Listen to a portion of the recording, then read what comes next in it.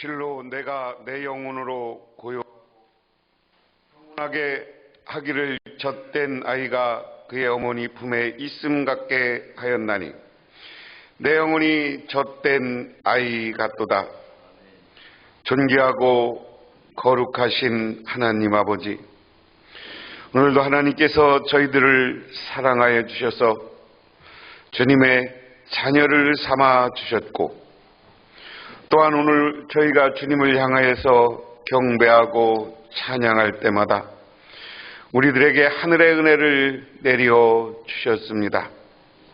오늘 하나님, 특별히 우리는 어린이 주일로 섬기며 우리의 자녀 교육과 다음 세대에 대한 생각을 하는 시간을 갖습니다.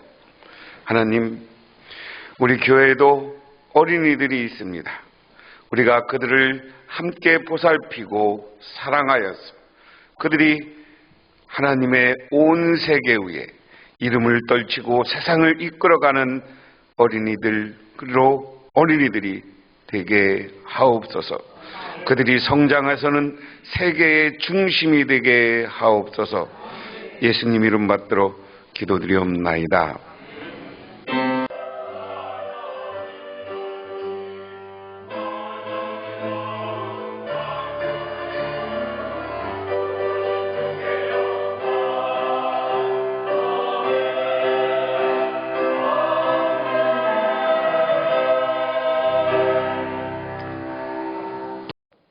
구약성경 말씀은 잠언 22장 5절에서 6절 말씀, 구약성경 935쪽입니다. 패역한 자의 길에는 가시와 올무가 있거니와 영혼을 지키는 자는 이를 멀리 하느니라. 마땅히 행할 길을 아이에게 가르치라. 그리하면 늙어도 그것을 떠나지 아니하리라. 아멘. 신약성경 말씀은 디모데후서 1장 3절에서 5절 말씀, 신약성경 343쪽입니다. 내가 밤낮 간구하는 가운데 쉬지 않고 너를 생각하여 성결한 양심으로 조상적부터 섬겨오는 하나님께 감사하고 내 눈물을 생각하여 너 보기를 원함은 내 기쁨이 가득하게 하려 함이나 이는 내 속에 거짓이 없는 믿음이 있음을 생각함이라. 이 믿음은 언제 내 애조모 로이스와 내 어머니 유니게 속에 있더니 내 속에 있는 줄을 확신하노라. 아멘. 우리 어린이들이 나중에 자라서 어떻게 쓰임받아야 되느냐. 세상 속에서 손가락질 받고 하는 사람은 되지 말아야 되지 않겠냐. 야, 저 사람 보면 존경받을 만해 하는 사람. 아, 저분은 참 우리가 존중하고 이 사회에 꼭 필요했던 분이야. 그런 사람들이 돼야 되지 않을까요? 그러기 위해서 오늘 설교 제목을 거꾸로 읽으면 어린이는 보배, 그리고 우리는 좋은 부모가 돼야 된다. 근데 이제 여기서 생각하면 좋은 부모만 쓰면 여러분들 제가 이렇게 앉아있는 거 보니까 좋은 부모보다는 다 할머니야, 그치? 그러니까 좋은 부모도 좋지만 여러분들은 좋은 할머니가 돼야 된다. 이런 생각으로 여러분들이 오늘 말씀을 들으시길 바랍니다. 제목은만 좋은 부모 했다고 나는 다 할머니 됐는데 기분 나빠하지 마시고. 근데 여러분들이 할머니가요, 좋은 할머니도 돼야 되지만요, 아직 그 아들, 딸들이 작년이라도 부모가 좋은 부모가 돼야 되잖아. 그렇죠? 그러십니까? 우리나라는 여러분 잘 아는 것처럼 내일 5월 5일이 어린이날입니다. 당시 24살이었던 소파 방정환 선생께서 아동 어린이에 대해 어린이라는 단어를 새로 만들어 주었을 뿐만 아니라 세계 최초로 어린이날을 제정하신 귀한 날입니다. 그런데 1922년 5월 1일을 원래는 어린이날로 정했었습니다. 근데 여러분 생각해 보세요. 1922년 이렇게 생각하면 저희가 어렸을 때도 어른들한테 애들은 맨날 듣는 소리가 뭐 얘기하고 듣고 있으면 애들은 가라 맨날 어른들 모여서 이렇게 얘기할 때 뭔 소리 하나 들으면 애들은 가 이놈의 시끼들 여기 왜 앉아 있어. 시골에서 우리는 이런 말을 많이 듣고 큰 세대예요. 그리고 말 안 들으면 어른들한테 제가 이 교회에서 욕하지 말라 그래서 욕은 안 하겠는데 임시키더라고 뭐 욕 먼저 나오고 하면서 자랐던 세대예요. 제가 우리 할머니, 우리 어머님 이분들 대화하는 거 어려서 들으면 반은 욕이야. 할머니가 우리 어머니한테도 막 뭐 그런 분위기 속에서 시골에서 자랐어요. 그 당시에 지금부터 1922년이면 애들을 많이 낳아서 애들을 3분의 1 키우면 다행인 시대야. 저희 할머님이 11명의 자녀를 두었는데 5명만 살았어. 그리고 여자는 고모 1명만 사시고 여자들도 태어났다는데 대부분 어려서 돌아가셨어. 왜 돌아가셨냐니까 뭐 핑계는데 홍역이니 뭐니 뭐 이렇게 해서 할머님이 돌아가셨다고 그랬는데 못 돌보신 거죠. 그리고 여자는 또 그 당시 관심이 없으니까 잘 안 돌보니까 왜 고모가 1명이냐고 물어봤어. 그랬더니 원래 니네 아버지 위에도 고모가 있었고 했는데 일찍 어려서 그때는 돌아가신 것도 아니지 죽었다. 그러니까 그때 아이들은 그냥 병 걸려서 죽으면 그러려니 하던 시대가 1922년 이 시대입니다. 그런데 그런 시대 속에서 방정환 선생께서는 그 어린이가 귀하다. 그래서 애들, 이놈들 이런 소리 듣는데 어린이라는 높임말을 만들어서 어린이주의를 만들었어요. 참 위대하신 분이에요. 그래서 우리는 어린이주의를 보내면서 우리도 어떻게 해야 되겠느냐. 정말 우리는 어린이를 보배라고 생각하고 귀중하게 생각해야 된다.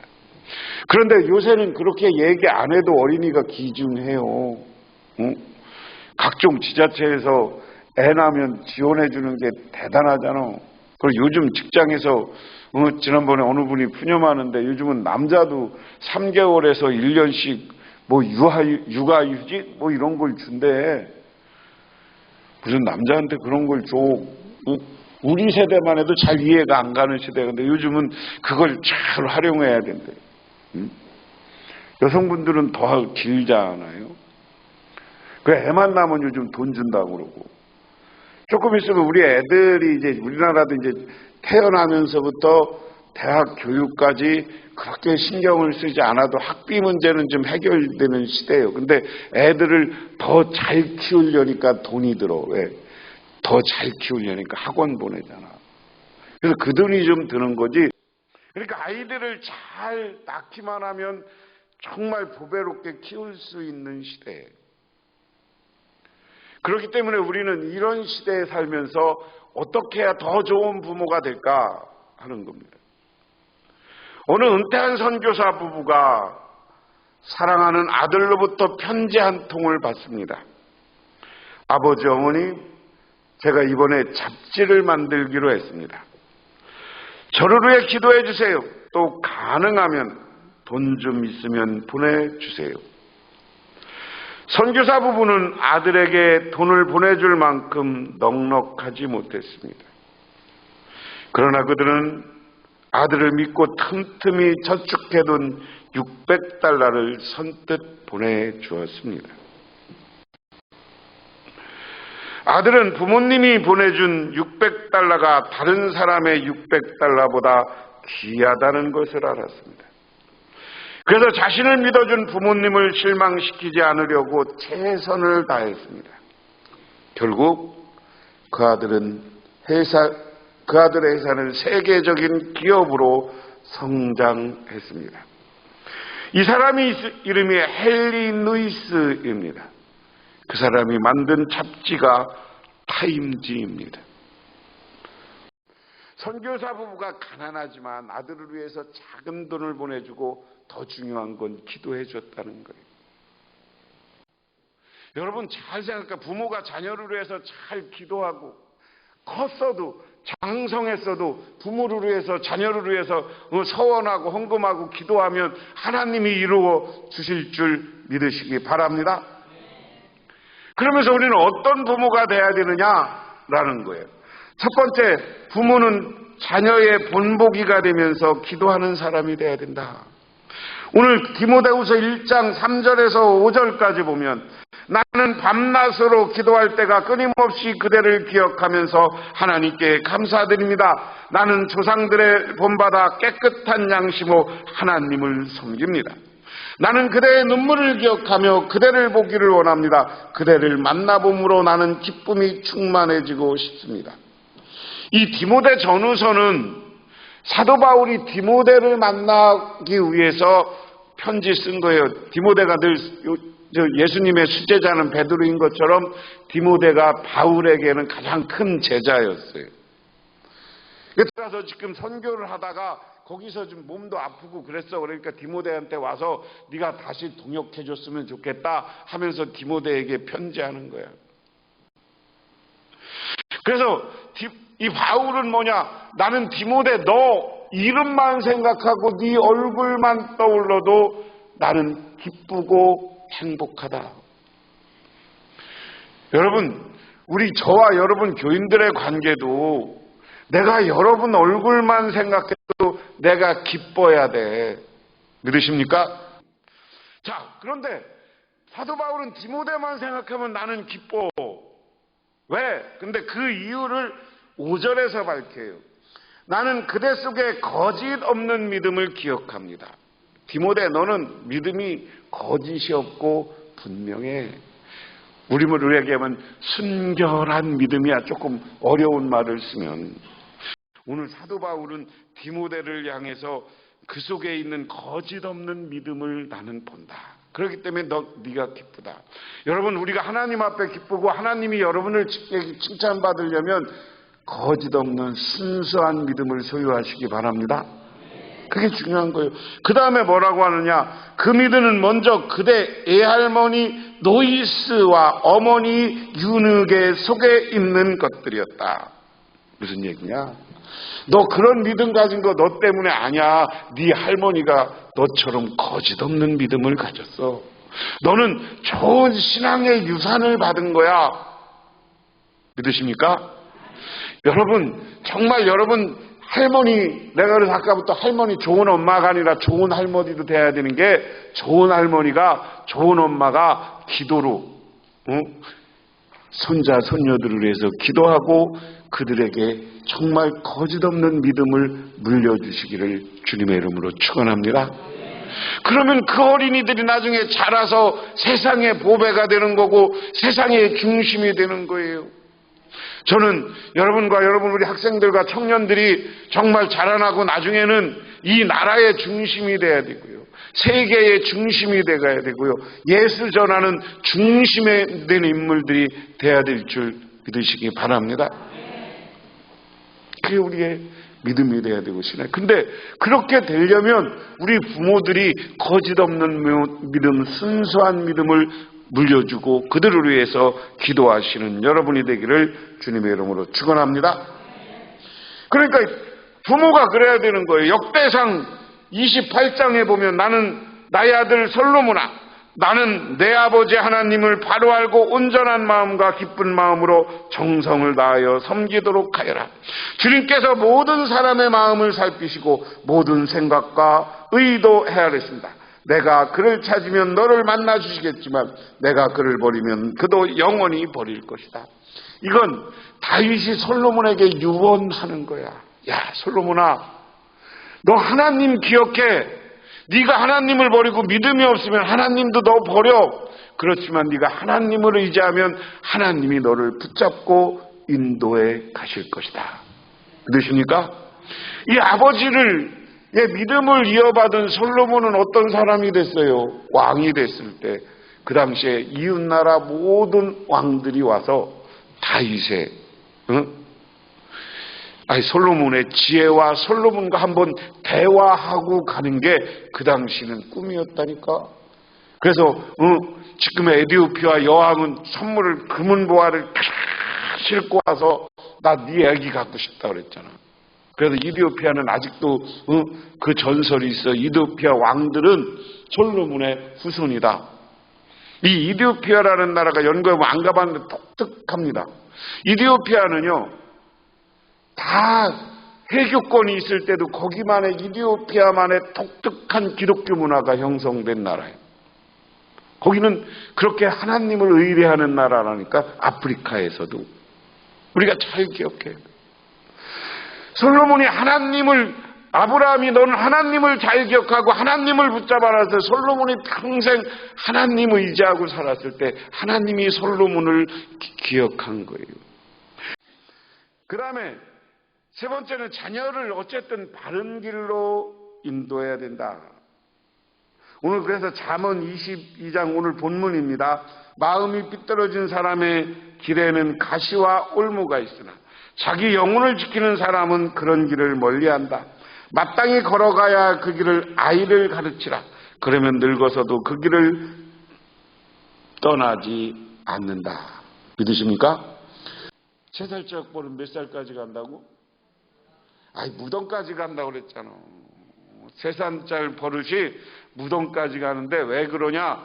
돌아가셔갖고 비석을 세워놨대. 우리 맨날 살아서 이렇게 조금 고개가 한쪽 삐뚤어진 사람이 그래서 돌아가신 다음에 비석을 세워놨더니 비석이 평상시대도 이렇게 삐뚤어지더라잖아. 옳은 길은 얘기해줘야 된다. 근데 옳은 길을 여러분 교육하신 분들 알지만 교육에 여러 가지 방법이 있어. 무조건 성경 읽고 예배드려 그런다고 요즘은 말을 안 들어. 잘 접근하고 그 상대편 이야기도 잘 들어가는 것 같으면서 공감이라는 말이 가장 중요한 거야. 애들이 이야기하면 그 얘기를 들어주고 공감하고 내 이야기도 해야 애들이 요즘 말을 듣는다니까.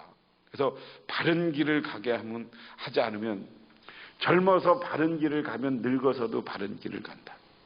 근데 젊어서 나쁜 길을 가기 시작하면 늙어서도 가니까 하나님의 말씀으로 잘 훈계하고 잘 인도하라. 믿으십니까?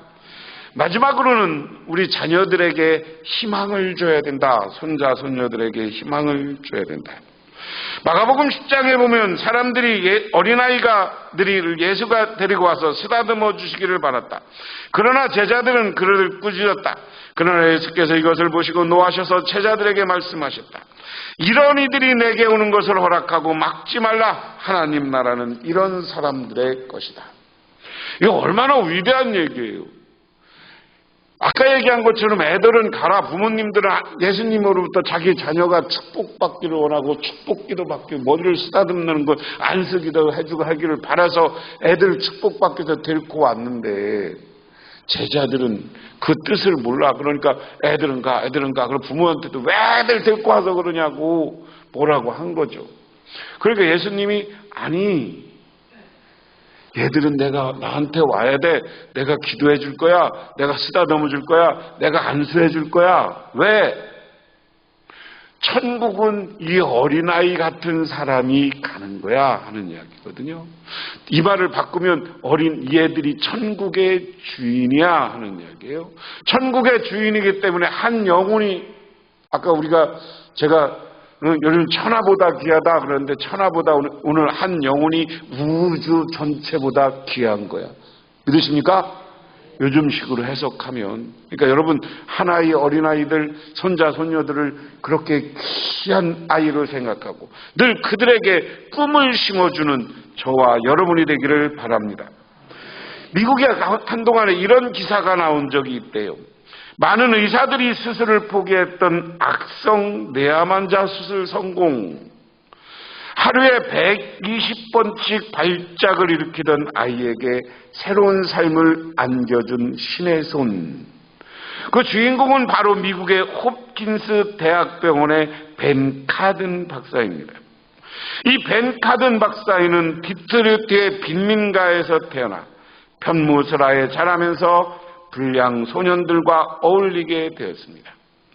늘 피부가 검다는 이유로 백인 사이에 따돌림을 당하고 초등학교 때는 항상 꼴찌를 도맡아 지진하였습니다.